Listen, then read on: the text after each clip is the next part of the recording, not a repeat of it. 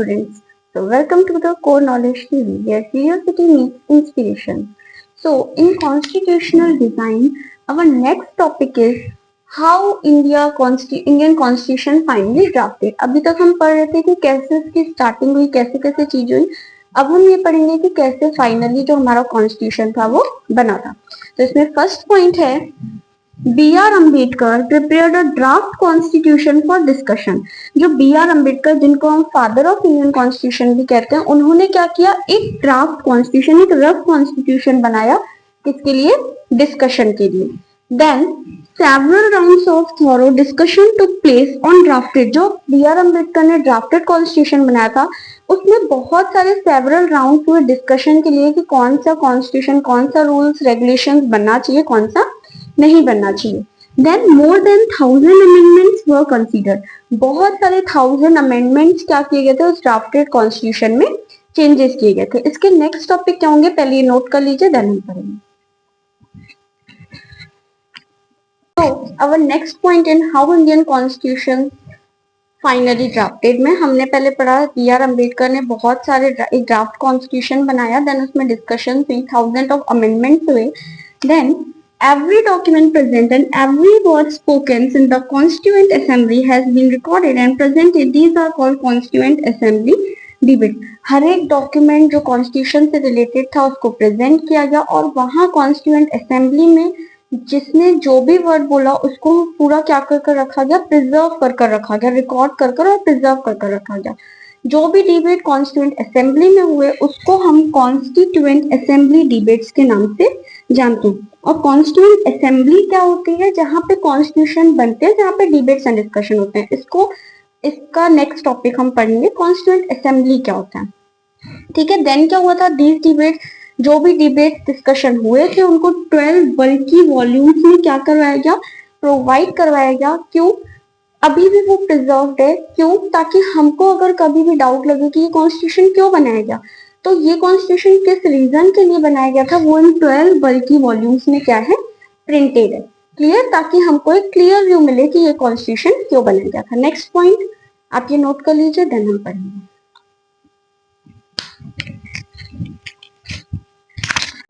ऐसे हमारा Indian constitution बना था कि फाइनली ड्राफ्ट किया गया, बल्कि वॉल्यूम्स में उसको प्रिंट किया गया.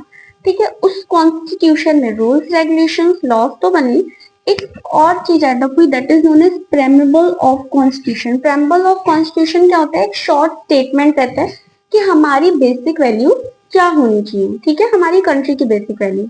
तो उसमें फर्स्ट था we the people of India, कि हम सब क्या है, इंडिया के पीपल से, मतलब हम एज अ इंडियन अपने आप को ट्रीट करें. ठीक है. नेक्स्ट था sovereign, people have supreme rights to make decision on internal as well as external matter. Sovereign क्या था कि लोगों के पास सुप्रीम राइट रहेगा, सबसे ज्यादा जो सुप्रीम राइट रहेगा वो पीपल्स के पास रहेगा डिसीजन लेने का, इंटरनल और एक्सटर्नल मैटर पे. मान लो गवर्नमेंट कोई डिसीजन ले रही है जो हमको अच्छा नहीं लग रहा है, तो हमारे पास सुप्रीम राइट है कि हम उस डिसीजन को चेंज करवा सकते हैं. ठीक है. देन सोशलिस्ट क्या है प्रेम्बल ऑफ कॉन्स्टिट्यूशन में, wealth should be share equally by the society, की जो भी वेल्थ होगी वो क्या होगी, सोसाइटी में इक्वली शेयर की जाएगी. ठीक है, इतना नोट कीजिए. देन और भी preamble of constitution. So, in the preamble of constitution, next point is fourth point, secular. Citizen have complete freedom to follow any religion. कि हमारे इंडिया में क्या होना चाहिए, सेक्युलरिज्म होना चाहिए, कि सिटीजन फ्री होना चाहिए, वो किसी भी रिलीजन को फॉलो कर सकते हैं. देन डेमोक्रेटिक, और फॉर्म ऑफ डेमोक्रेटिक क्या होना चाहिए, हमारा जो इंडिया होना चाहिए वो डेमोक्रेटिक होना चाहिए. एक फॉर्म ऑफ गवर्नमेंट होनी चाहिए जिसको कौन इलेक्ट करे, पीपल इलेक्ट करे. ठीक है.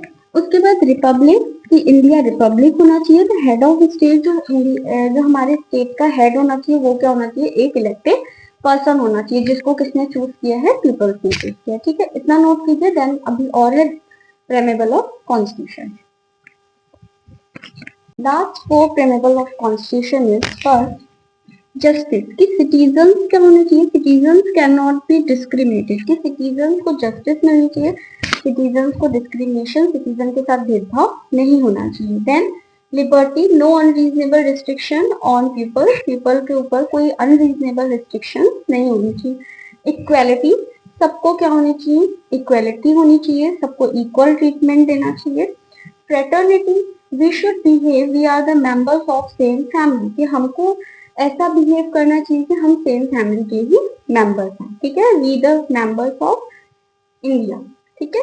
ये 4 पॉइंट्स नोट कर लीजिए। देन हम नेक्स्ट टॉपिक पढ़ेंगे कॉन्स्टिट्यूएंट असेंबली।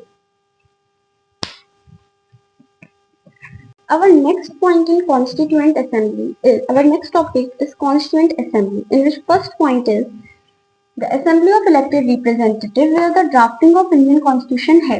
ये इलेक्टेड रिप्रेजेंटेटिव की असेंबली है जहां पर क्या होता है, हमारा इंडियन कॉन्स्टिट्यूशन बना था, ठीक है। Elections to the constituent assembly were held in July 1946। Constituent assembly के इलेक्शंस कब हुए थे, जुलाई 1946 में। अब फर्स्ट मीटिंग कॉन्स्टिट्यूएंट असेंबली में कब हुई थी, 1946 में। इतना नोट कर लीजिए। देन हम आगे नेक्स्ट पॉइंट पढ़ेंगे। Our next point in Constituent Assembly is after partition it divides in two parts.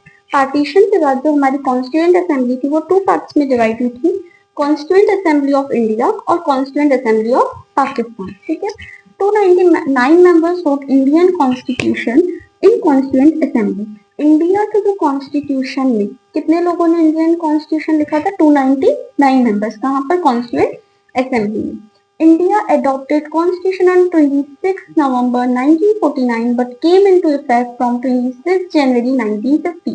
India ने अडॉप्ट कब किया था कॉन्स्टिट्यूशन, 26 नवंबर 1949 में, लेकिन वो इफेक्ट में फॉलो कब से होने लगा, 26 जनवरी 1950 से, जिसको हम एज अ रिपब्लिक डे के नाम से भी जानते हैं। ये नोट कर लीजिए। Then last topic of this chapter हम लोग पढ़े। So our last topic in constitutional design is why should we accept the constitution made in constituent assembly, कि constituent assembly में जो constitution बना था उसको हम क्यों accept करें, हमें क्यों accept करना चाहिए। So first point in the constitution does not reflect the view of one member alone. Constitution किसी एक मेंबर के पॉइंट ऑफ व्यू से नहीं बना है, बल्कि वहां पे जितने 299 मेंबर्स थे सबने उस रूल्स रेगुलेशन उस कॉन्स्टिट्यूशन में क्या किया था, एग्री किया था। तो ये किसी एक मेंबर के व्यू को नहीं दिखाता। Then the constituent assembly represent the people of India, it had people from all the region of the country, different language, caste, religion and occupation. जो कॉन्स्टिट्यूएंट असेंबली में पीपल्स थे वो किसी एक कास्ट, एक लैंग्वेज या एक रीजन के नहीं थे। इंडिया के बहुत सारे रीजन से बहुत सारे पीपल्स इंडिया के वहां पर थे, different language, different caste, different religion से, और सबने मिलकर ये कॉन्स्टिट्यूशन बनाया। इसलिए हमको इस कॉन्स्टिट्यूशन को क्या करना चाहिए, एक्सेप्ट करना चाहिए। Constituent assembly was in a systematic, open and concessional manner. जो कॉन्स्टिट्यूएंट असेंबली थी वो एक सिस्टमैटिक मैनर में वर्क करती है, कंसेशनल मैनर में वर्क करती है, तो इसलिए हमको कॉन्स्टिट्यूशन एक्सेप्ट करना चाहिए। इतना नोट कर लीजिए। So, our this chapter has been completed. अगर आपको चैप्टर समझ में आया हो और आपको नेक्स्ट चैप्टर्स भी पढ़ने हो तो इस वीडियो को like, comment, share and subscribe. Thank you.